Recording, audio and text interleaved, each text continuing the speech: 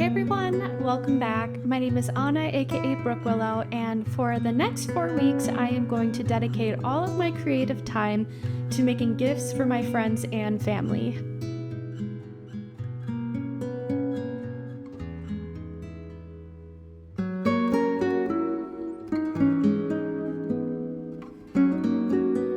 Each year, I try to rotate through the people that I make gifts for so I don't overwhelm myself by making gifts for everybody I know. And eventually, I do want to have the goal of either making gifts for people, purchasing it secondhand, or from a small maker as well. This year, I am adding sewing and weaving projects to the usual knitting in hopes to mix it up and feel a little less mundane. So let's talk about what I've already made and what I am planning to make for this holiday season. So far, I have already completed one gift, and this is going to be for Mitch, who is my partner, his dad. And it is a gift that I've actually thought about making for him for the last 2 years, ever since I saw the book. It's from this book, which is the Saltwater Mittens. And the authors are LeGrow and Scott. This also will be a submission into the MAL that I am hosting, which is the Book Club MAL, which is all about making items from a book. And I did show these off as a work in progress a few episodes ago, but now I'm happy to say they're finally complete, and here they are.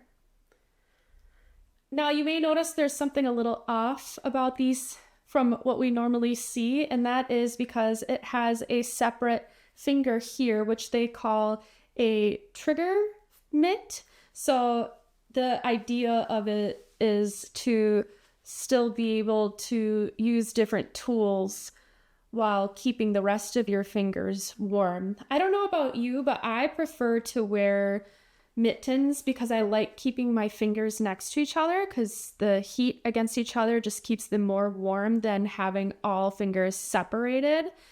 But there's still something to say about having your pointer and your thumb available. It allows you to just do a lot of things outside in the cold without having to take your gloves or mittens off. And I'll try on a second pair for you here as well. So here they are. This particular pattern in the book is called the Blowin a Gale pattern.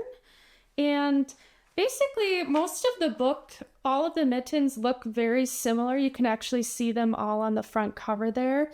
And they just switch up the patterns that are being used through each mitten.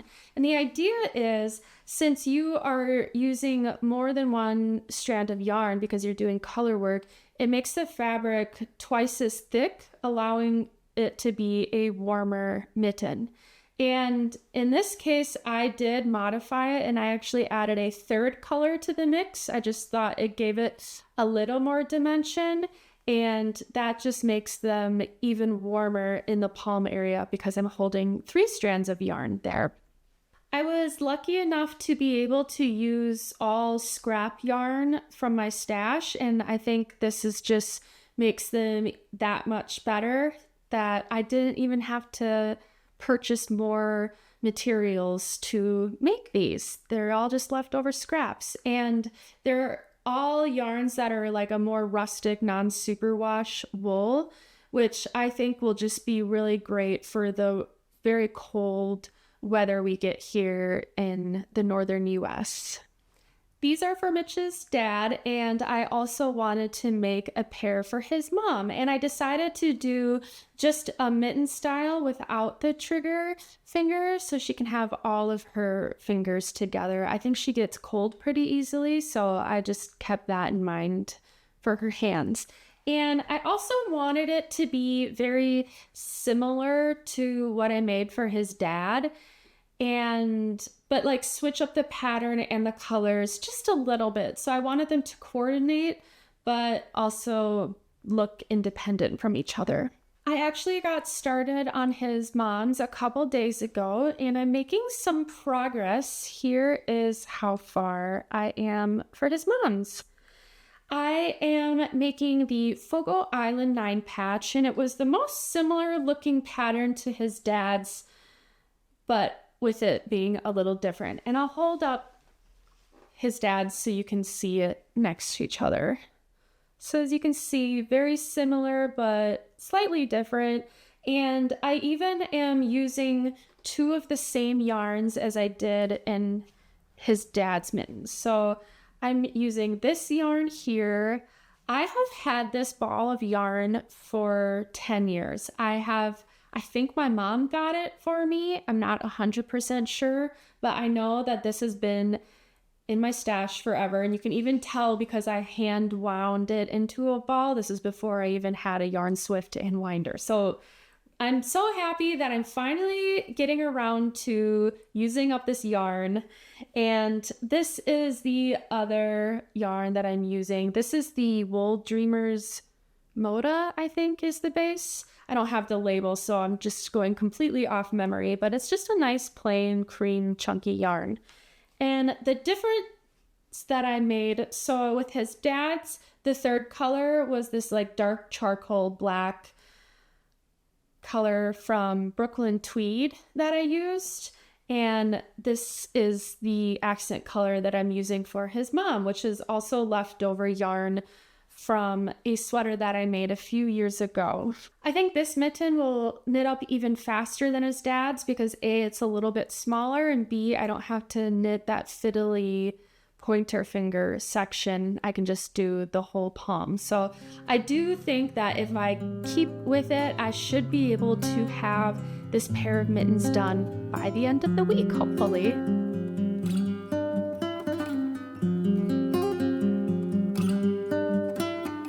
I don't know about you, but sometimes when I'm making gifts exclusively for others, I need to keep my motivation high, which can be hard, especially on these cold, gray November days. One way I add a little sparkle to my life is with jewelry.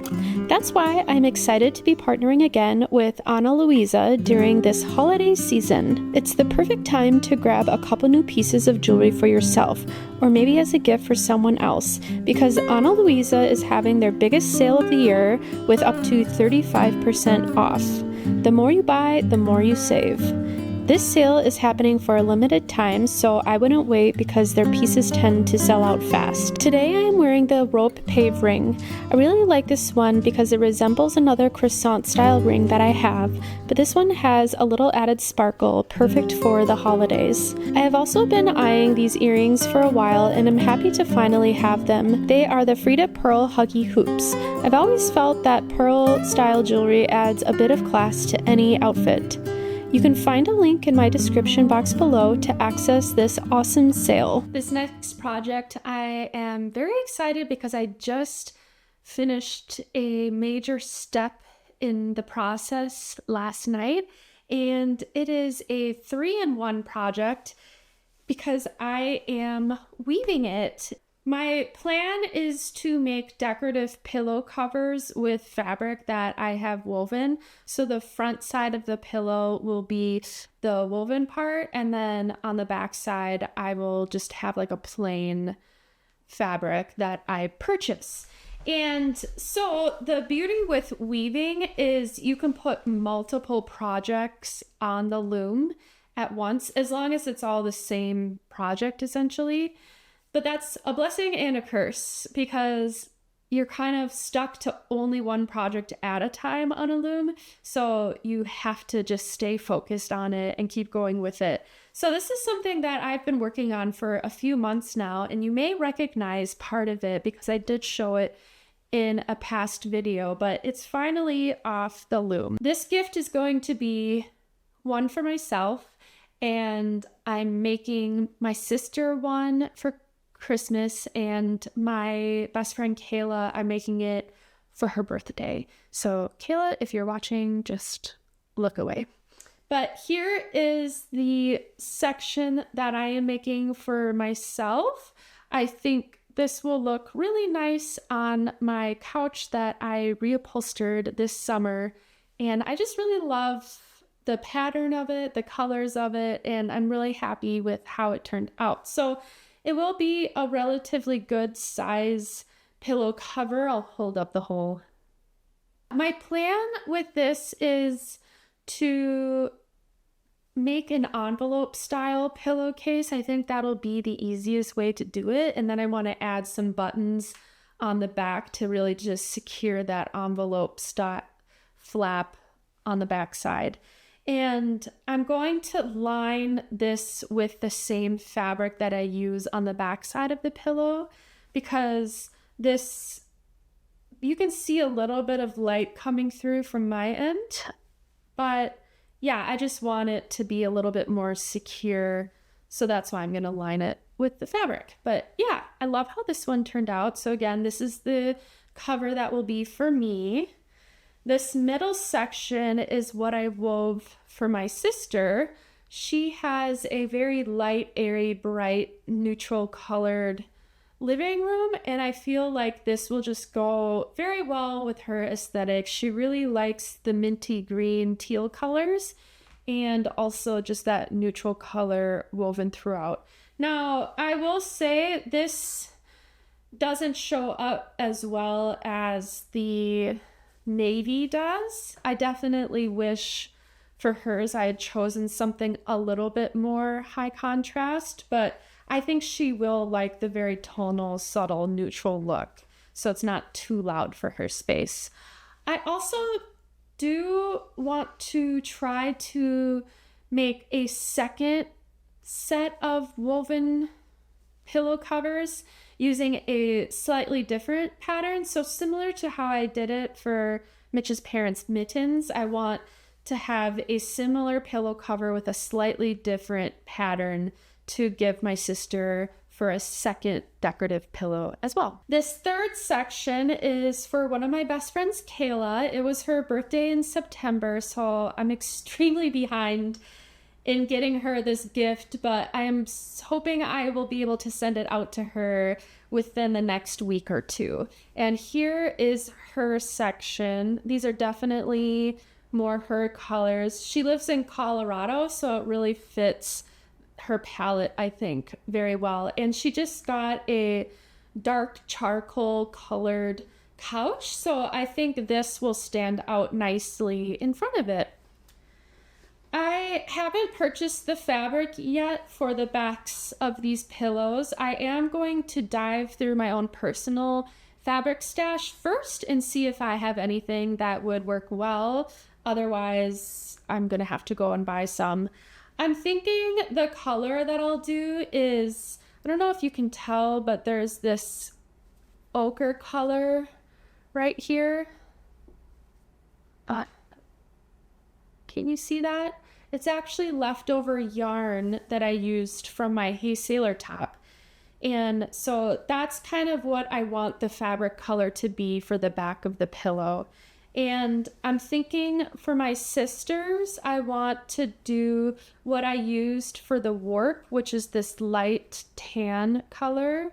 I'm thinking that will be the back of hers.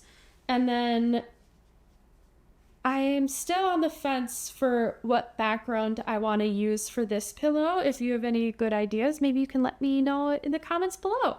So yeah, I'm not using any particular sewing pattern to make the envelope pillow. I think I'll probably just look up a tutorial on YouTube. I'm sure there's tons of them out there. And the draft pattern that I used for this pattern here, I didn't create myself. I purchased an account for handweaving.net, which has access to a ton of different draft patterns, and I just chose one from there. They don't really do a great job of like naming the drafts or giving credit to who made them, so I don't know the name of the draft and I don't know who made it. But I do think it's pretty cool, and I'm excited to get sewing on these. Speaking of sewing projects, this next project I have planned is another sewing one that I am making for my dad and his partner Joanne. And so it's finally come time for me to make something for my dad. He's not really someone who wears accessories. I don't ever see him wearing a winter hat or gloves. I don't even think he has a proper winter jacket, which is funny because it can get to like below 30 just about every single winter here. So he's not really somebody that I've ever been wanting to knit for because I just don't think he's actually going to wear any of the stuff that I make for him. But I knew that I really wanted to make something for him. And when I found this pattern online, I realized it's going to be just the perfect thing for him. So my family really loves to drink wine, especially my dad. And I found this wine tote pattern from a designer that just makes sewing patterns for different types of bags. I haven't made any of their projects yet, but I have actually purchased a different bag pattern from them that I still need to make. And I'm excited to finally just do it. The pattern designer is called TYTKA Studio or TYTKA. I'm not sure which way it is pronounced. And yeah, when I saw that they had this wine holder tote, I thought it was just going to be perfect for him. And then I'm going to just fill up each slot with some bottles of wine. The fabric that I'm going to use is this wool fabric here. You may recognize this because it's a blanket that Mitch had to get as an emergency when he went on a bike packing trip on the North Shore. He didn't prepare well and had to buy a wool blanket. And now he's like, I don't really need this anymore. You can do whatever you want with it. And I promised to make him a vest out of this fabric, which I still haven't done yet. So that's still on the plans, but there's quite a bit of yardage because it's a full-size blanket. So this is what I'm going to use for the outer shell of the wine tote.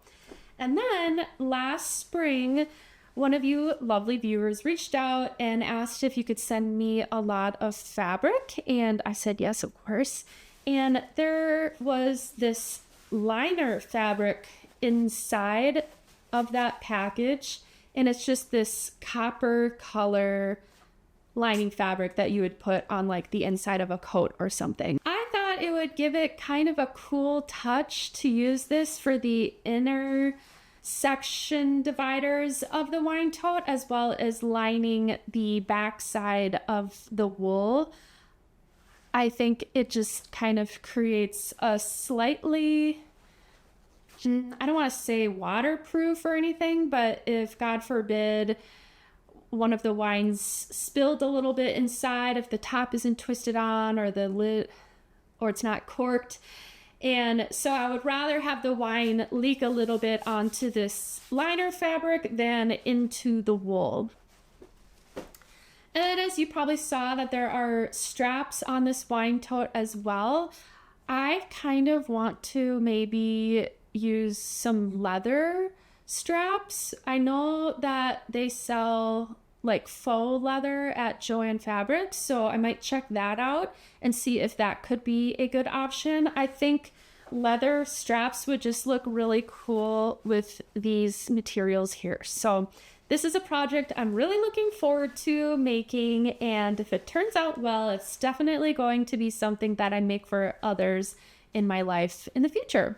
The last project I have on my list for this season is for my only nephew, and I haven't successfully made him anything yet. I have tried knitting him socks 2 years ago, and they were colorwork socks, all over colorwork socks, so they ended up being way too small for his feet. Thankfully, they fit his favorite stuffed animals, so he still got a little use out of it. But I kind of want to try again with him and knit him a winter beanie. I spun up this yarn earlier this year, and you might think like you're gonna spin up yarn to use in a hat for a 4-year-old. Well, the project that I wanted to make with this yarn, I'm not getting very inspired by it. It's a very busy yarn, so I just thought I really want to use this. I don't want it to just sit on my shelf forever, and I thought it would make a really cool beanie. And here is that yarn. It's a 3-ply using 3 different shades of green. So I have like a very deep juniper green, and then I have more of an army green, and then a really light teal. So it makes for this very dimensional yet somewhat tonal yarn. And I do have 3 skeins of it. So my plan is to make the Weekender beanie by Petite Knit in the child size. I believe they have a child size pattern. I could be wrong. If they don't, I'll find a different beanie to make him, but he's 4 years old, so it won't take up a ton of yarn. And I thought it would be kind of cute if I had enough left over to make the adult version for his dad, who's also my brother-in-law. And so that is my plan with this yarn here. And that's all that I'm really putting on my plate this season. I definitely don't want to overdo it because I want to be able to maybe start knitting for myself again in December and not just be under pressure up until Christmas Day, because that just takes all the fun out of it. I would love to know if you are planning to make anything for your friends or family for this holiday season. I'm always on the lookout for fun new patterns, and I have found so many awesome different patterns from suggestions that you have all made. That's where I'm going to leave it today. I'm going to probably keep knitting on these projects and maybe start working out a sewing plan for what I'm going to do with these pillows. And I wanted to remind you to not forget to check out the Ana Luisa sale using the link in my description box below. I hope you have a good rest of your day, and we will chat next time. Bye!